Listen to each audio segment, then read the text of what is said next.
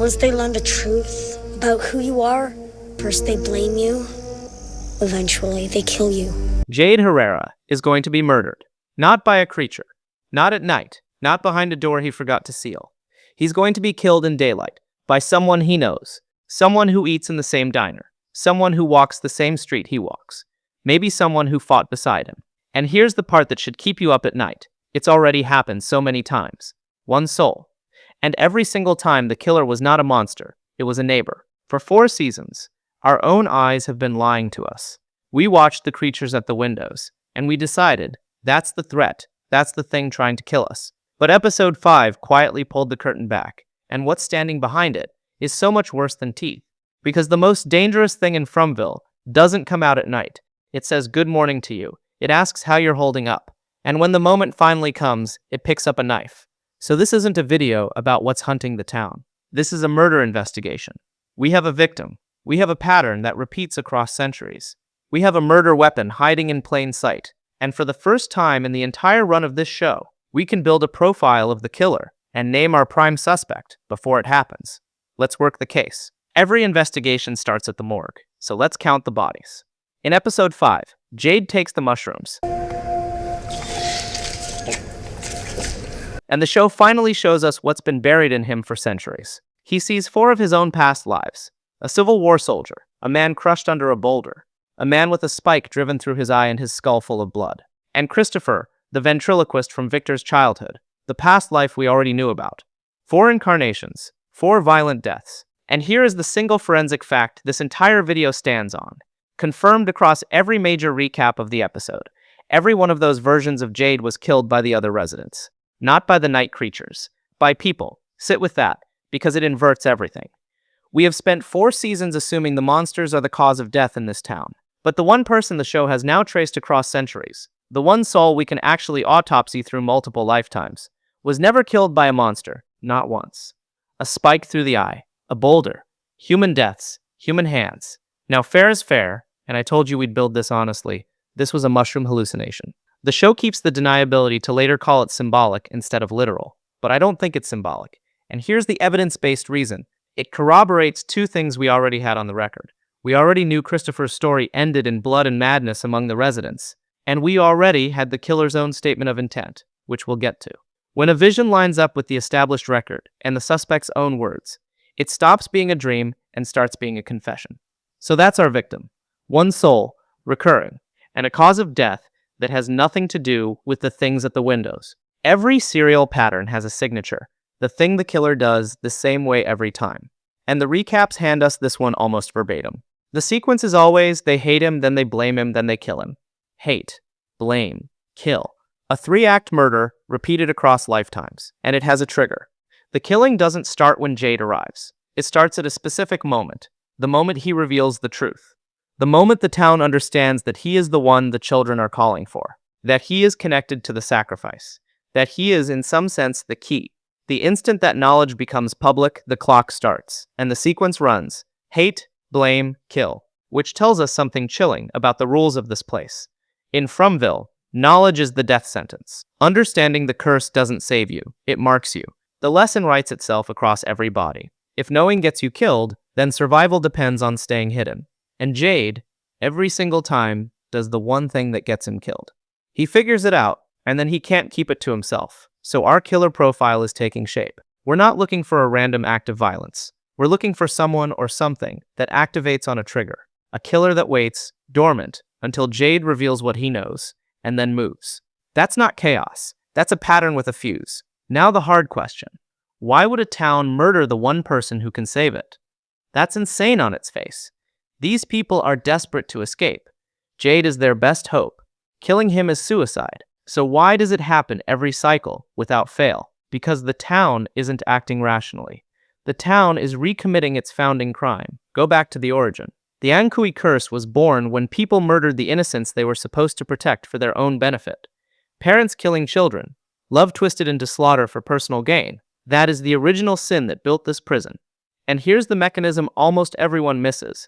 The curse doesn't just punish that crime. It compels the town to repeat it, every cycle, in miniature. Look at the shape of it. Jade is the innocent who could save them. And like the children before him, He is murdered by the very people who should protect him. Out of fear, out of self-preservation, out of the same ugly instinct that started everything.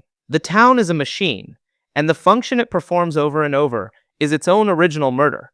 That's why no cycle escapes. You cannot break a curse by performing the exact act that created it. Every time the residents turn on Jade, they're not failing to escape. They're feeding the thing that holds them. The monsters at the windows were never the warden. The community is the warden. The community is the executioner. The prison has no walls because it doesn't need them. The inmates do the killing themselves. And this reframes the children's word, Ankui. Remember, we've always read it as the children asking to be mourned, but hear it as a warning instead. Remember what you are capable of. Remember who actually does the killing in this town. Remember that the knife was never in a monster's hand. That's our murder weapon. It isn't a creature, it's a crowd. But a crowd doesn't load itself. A town doesn't spontaneously decide to murder its own savior. Someone has to point it. Someone has to take a frightened, grieving group of people and aim them. And he told us his name for it.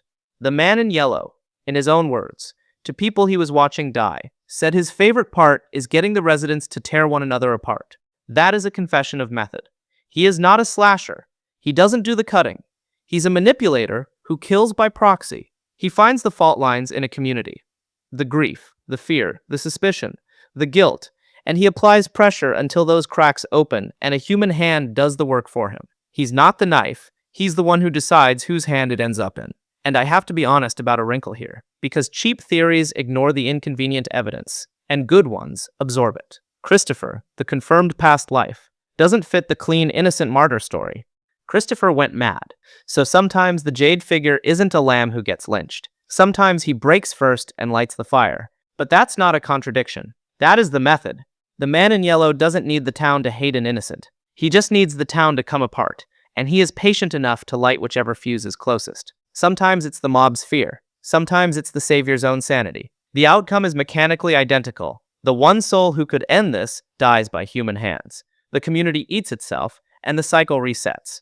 The method isn't frame an innocent. The method is make sure the savior and the town destroy each other. He's flexible about the details. He's never failed at the result. So now we have everything but a name. We have the victim, the signature, the weapon, and the hand behind the gun. All that's left is to ask, in this cycle, through whom?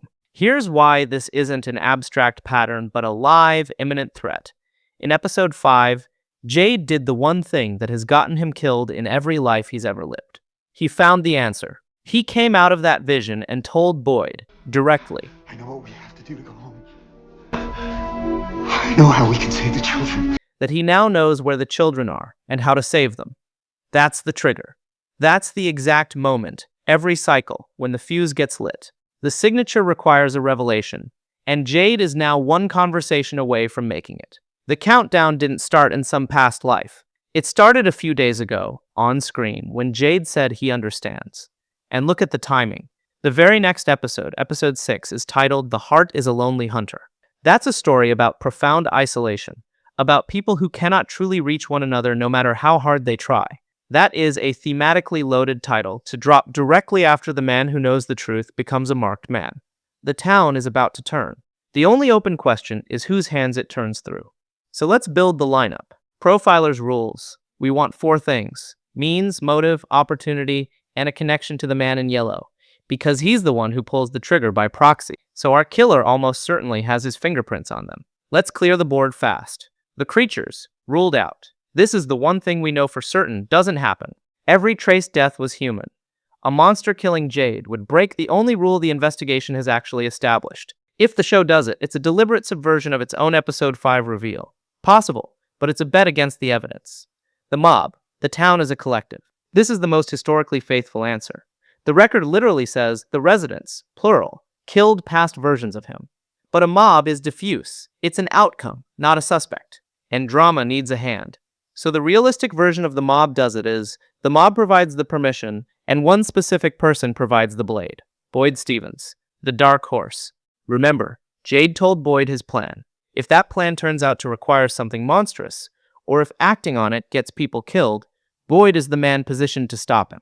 Boyd has made hard, pragmatic, lethal calls before for the greater good. The protector becoming the executioner is the most tragic version of this story. but it cuts hard against Boyd as the show's moral spine, so I rank it low probability, high impact. Keep it in your back pocket. Donna, pure proximity. She runs Colony House, and her backstory is a flag blank the show hasn't filled in. But there's no motive on the table. Dark horse on location alone. And then there's the one suspect who checks every single box, Sarah Myers. Let me walk you through the case against her, because it is the most complete profile this show has ever handed us for a killing that hasn't happened yet. Means. Sarah has killed before. She killed her own brother, a blade to the neck. She has the capacity, and she has the method already on record. This is not a hypothetical killer. This is a proven one. Motive. The voices. And here's the part that I think most of the audience has completely forgotten. The connection that turns this from a guess into a case. Rewind all the way to season 1. When the two cars arrived, the RV and the Audi, Sarah's voices gave her an order. Kill everyone from both vehicles. The Matthews family in the RV, and the two men in the Audi, Toby and Jade. Jade was on the list. From the very beginning, Sarah killed her brother. She acted on Toby, but she never finished Jade. In the most literal sense the show will allow, Jade Herrera is unfinished business on a kill order. Sarah was given 4 years ago. The gun was loaded in season 1. It just never fired on him. Opportunity. And this is where it stops being a cold case and becomes an active threat, because the weapon is being rearmed right now on screen. Sophia moved into Sarah's house. Sophia is the man in yellow wearing a human face. And in episode 4, Sophia closed her eyes, started muttering, and the voices came back. The handler, the one who kills the savior by proxy, every cycle is physically living in the prime suspect's home and has just switched her back on. Now assemble it. The entity whose entire signature is make the residents kill the savior has taken personal, hands-on control of the one resident who was already ordered to kill this specific savior. At the exact moment that savior has learned the truth that gets him killed in every life. That is not 3 coincidences. That is a setup. In profiler terms, you have a loaded weapon. The safety is off. The original target was never cleared, and the person who wants him dead is standing behind the trigger with their hand over the shooter's hand. If you're betting on a single name, it's Sarah. Nobody else is even close. But a real investigation tests its own conclusion.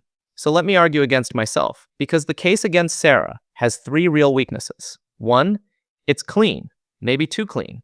This show subverts. The moment a theory feels this tidy, the writers have a habit of pivoting. A suspect this obvious might be misdirection. 2, and this is the strongest counter. Sarah's entire season 4 arc is resistance. We are watching her fight the voices, not surrender to them. The writers may not be loading her gun to fire it. They may be building her toward the hardest no of her life. A killer being set up doesn't guarantee a killing. Sometimes it sets up a refusal. 3, Sarah and Jade have no real relationship. A Sarah kills Jade scene doesn't have that personal blade. The kill list connection has to carry the weight that intimacy would normally carry, and that's a heavier lift dramatically. And then the biggest counter of all, the one that swallows the whole investigation. Maybe he doesn't die. Maybe this is the cycle that finally breaks, which is exactly where this case turns into something bigger than a murder. Here's the idea that elevates this from a prediction into the actual engine of the show's ending. If the curse is the town always murders its savior, then the curse breaks the first time the chosen killer refuses to do it. Think about what that means. The same gun that ends Jade is the gun that by not firing ends the cycle. Sarah isn't just the prime suspect. She might be the lock and the key at the same time. The man in yellow will raise the weapon. That's what he does, every cycle, without fail. The entire series has secretly been building toward one question. This time, can the hand holding the weapon hear the voice that says kill the one who can save you and say no? Sarah killed her brother in season 1 because the voices told her it was the only way to save everyone. That was the town at its most cursed love, turned into a blade for the supposed greater good. The mirror image, the thing that breaks the spell, is Sarah holding the blade over the one person she was ordered to kill and choosing not to. Not because the voices got quieter, because she finally refuses to be the weapon. If Sarah spares Jade, that's not a character beat. That's the curse breaking on screen. The first act of refusal in centuries of obedience. So here's the prediction, stated plainly, no hedging. When the town turns on Jade, and it will, somewhere in episodes 6 through 10, the hand will be Sarah's. Either she does it directly, or the mob does it with her blade in the room. The man in yellow, through Sophia, is steering her there right now, and Jade just lit his own fuse by understanding the truth. So here's what to actually watch for when episode 6 drops. Watch who Sophia is steering. Watch whether Jade goes public with what he knows, because the second he does, the signature activates and the clock hits 0, and watch Sarah's hands, because everything the show has built for 4 years is about to come down to whether one person can hold a knife and put it down. The monsters were never the prison. The people are. The call has been coming from inside the house this entire time. We were just too busy watching the windows to hear it. And the last thing I want to leave you with is the uncomfortable one.